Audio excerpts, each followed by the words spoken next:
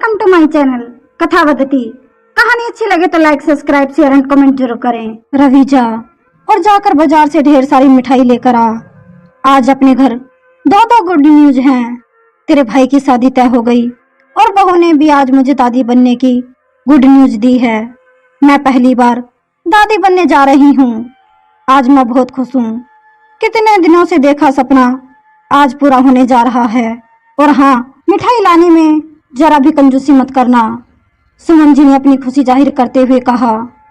रवि, ठीक है, मैं अभी लेकर आता हूँ आपके लिए ढेर सारी मिठाई। सुमन जी ने अपनी बहू के सिर पर हाथ फेरते हुए समझाया। अरे बहू, अब तुम्हें अपना ज्यादा ध्यान रखना है। अब तुम्हारे पास एक जान की नहीं, दो जानों की जिम्मेदारी है। कुसुम जी कहती हैं, मम्मी जी, मैं अपना पूरा ध्यान रखूंगी। बात कुछ ऐसी है कि रवि और नैना की शादी को 3 साल हो गए थे और 3 साल बाद नैना माँ बनने वाली थी। नैना का ससुराल में बहुत मान और प्यार था। वह क्या है ना कि नैना अपने घर की पहली बहू थी। उसके घर में रवि, नैना, सुमन जी और नैना का देवर विमल रहते थे। अब विमल की भी शादी तय हो गई थी। दोनों गुड न्यूज एक ही दिन भगवान ने सुमन जी को दे दी थी।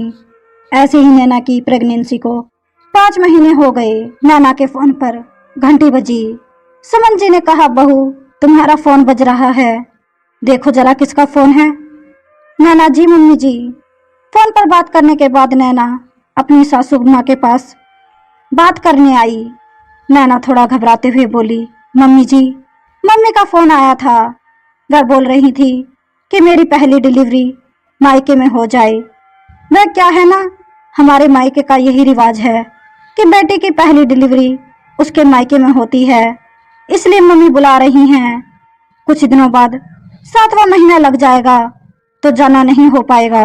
सुमन जी कहती हैं, क्यों बहू, तुम्हें किसी चीज की कोई कमी है क्या, कोई दिक्कत है? तभी रवि ऑफिस से आया। उसने अपनी माँ और नैना की बातें सुनी और बोला, नैना, तुम अपनी डिलीवरी के लिए मायके क्यों जाना चाहती हो?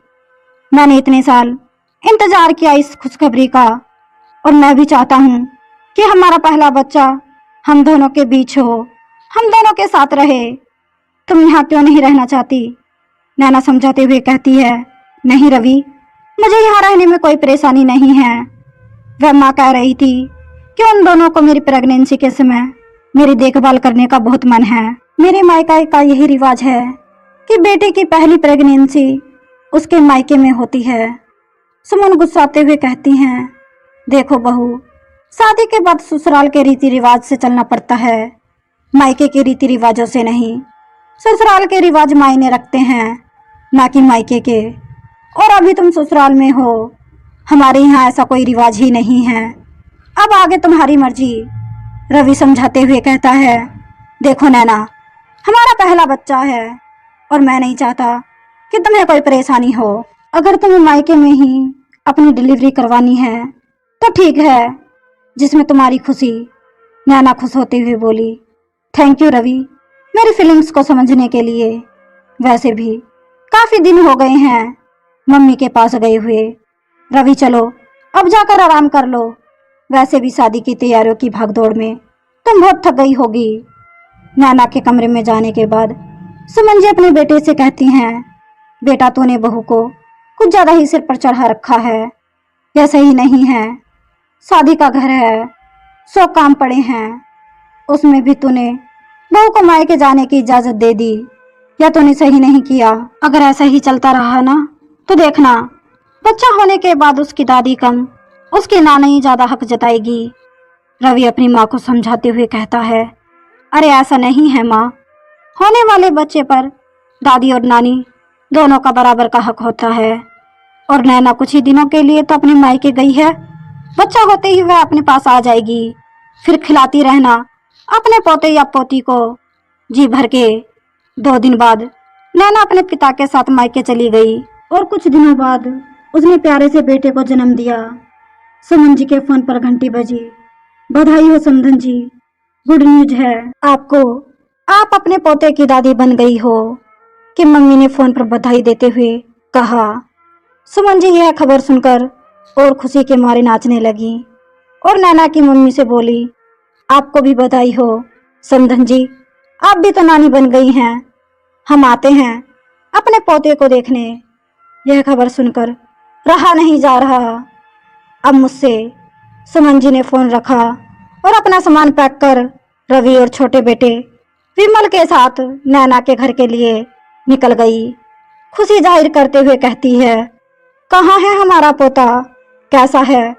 यह बोलते हुए अपनी बहू के पास चली गई और अपने पोते को गोद में लेकर बहुत खुश हुई, बहुत लाड़ा लड़ाया। तभी नैना की मम्मी आई और बोली, लीजिए अब अपने पोते की खुशखबरी पर यह लीजिए मिठाई खाइए। सुमन जी, हाँ हाँ मिठाई तो खाएंगे ही, पर इस बात से मुझे अब भी नाराजगी है। हमने बोला था बहू से कि वहीं पर अपनी डिलीवरी करवाओ, लेकिन नहीं, आजकल के बच्चे सुनते कहाँ हैं। मायके आने की जिद ठान ली तो बस ठान ली। अगर खुशखबरी वहां होती तो इस खुशखबरी में 4 चांद लग जाते, पर कोई बात नहीं। दिल चाहता है कुछ और, होता है कुछ और। नैना की मम्मी कहती है, नहीं समधन जी, नैना की जिद नहीं थी, हमारा ही मन था कि नैना की डिलीवरी उसके मायके में हो। हम प्रेगनेंसी के दौरान उसका ख्याल रखना चाहते थे, बस इसलिए नैना को यहाँ बुला लिया। पर अब 2 महीने बाद तो नैना और आपका पोता आपके ही घर जाएंगे, फिर आप उनका ध्यान रखिएगा, अपने बहू और पोते को। सुमन जी चौंकते हुए कहती हैं, क्या 2 महीने?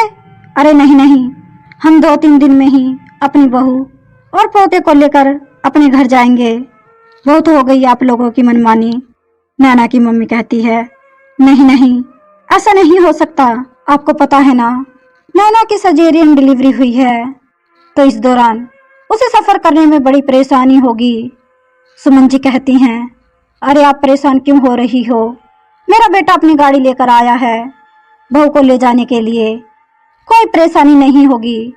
मैं डॉक्टर से बात कर लेती हूँ। डॉक्टर नैना का चेकअप के लिए आई और जैसे ही चेकअप करके नैना के कमरे से निकली, तभी सुमन जी डॉक्टर से बोली, डॉक्टर मैडम, नैना कैसी है? क्या अब हम उसे अपने घर ले जा सकते हैं? डॉक्टर ने कहा, आप लोग पढ़े लिखे समझदार होकर भी ये कैसी बातें कर रहे हैं? सर्जेरियन डिलीवरी हुई है, इस दौरान सफर करेंगी तो बहुत बड़ी परेशानी हो जाएगी, तो आप लोग उसे कुछ दिनों के लिए यहीं रहने दीजिए। सुमन जी डॉक्टर की बात मान लेती हैं। नैना की मम्मी कहती है, समधन जी, इसलिए मैं कह रही थी कि अभी नैना को कुछ दिनों के लिए यहीं रहने दीजिए। सुमन जी नाराज होते हुए कहती हैं, ठीक है, जैसा आप लोगों को सही लगे। अब आप लोग ही हैं सब कुछ तय करने वाले, तो मैं क्या बोल सकती हूँ। तभी रवि अपनी माँ से कहता है, अरे माँ, ऐसा नहीं बोलो, वह आपके बहू और पोते की भलाई के लिए तो बोल रही हैं, और अच्छा है ना, जब आपका पोता आपके पास आएगा तब तक वह खेलने खिलाने लायक हो जाएगा। विमल कहता है, हाँ माँ, भाभी को कुछ दिनों के लिए यहीं रहने दो, फिर बाद में भाई आकर ले जाएगा भाभी को। तभी नैना कहती है, माँ जी, ये सब हमारी भलाई के लिए ही कह रहे हैं, आप बुरा मत मानिए प्लीज। सुमन जी नाराजगी के स्वभाव में कहती हैं, ठीक है ठीक है, जैसा तुम लोगों को सही लगे। जब तुम्हारा घर आने का मन करे बोल देना, मैं रवि को गाड़ी लेकर भेज दूंगी। और आज शाम को मैं, रवि और विमल अपने घर जा रहे हैं। घर पहुंचने के बाद सुमन जी नाराजगी जताते हुए रवि से कहती हैं, देख बेटा, यह ठीक बात नहीं है। मैं अपनी बहू और पोते को घर लेकर आना चाहती थी, लेकिन तुमने ही रोक दिया। अगर तूने मेरा थोड़ा सपोर्ट किया होता तो आज मैं अपनी बहू और पोते को घर लेकर आती। रवि अपनी माँ को समझाते हुए कहता है, माँ, जितना हक आपका आपकी बहू के ऊपर है, उतना ही हक तो उसके मम्मी पापा का अपनी बेटी के ऊपर है ना। अगर वह कुछ दिनों अपनी बेटी को साथ रखना चाहते हैं, उसका ख्याल रखना चाहते हैं, तो इसमें परेशानी ही क्या है। सुमन जी कहती हैं, बेटा, जब से तेरी शादी हुई है तब से तुझे बस अपनी बीवी की बात सही लगती है।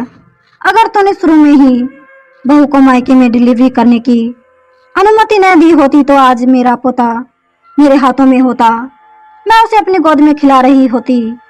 पता नहीं आज मेरा पोता होते हुए भी मुझे उसे खिलाने के लिए तरसना पड़ रहा है। रवि कहता है, माँ, आपका पोता कहीं नहीं जा रहा, बस कुछ दिनों के लिए अपनी नानी के घर है।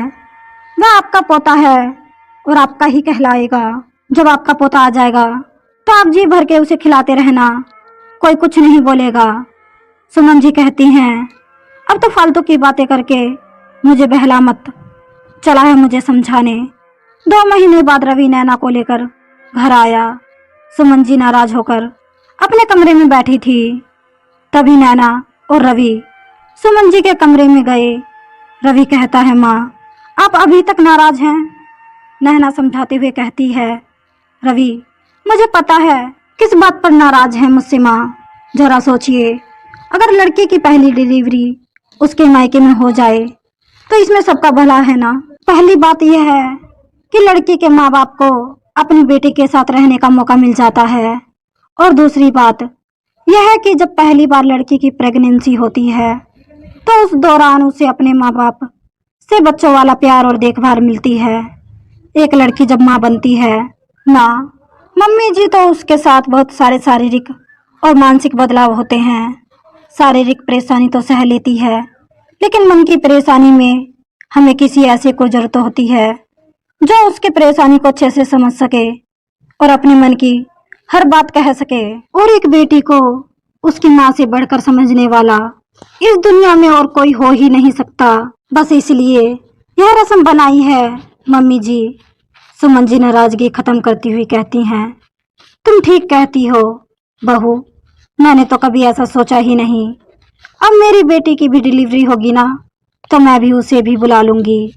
आज तुमने मेरी आंखें खोल दी बहू, मैंने ये कभी सोचा ही नहीं।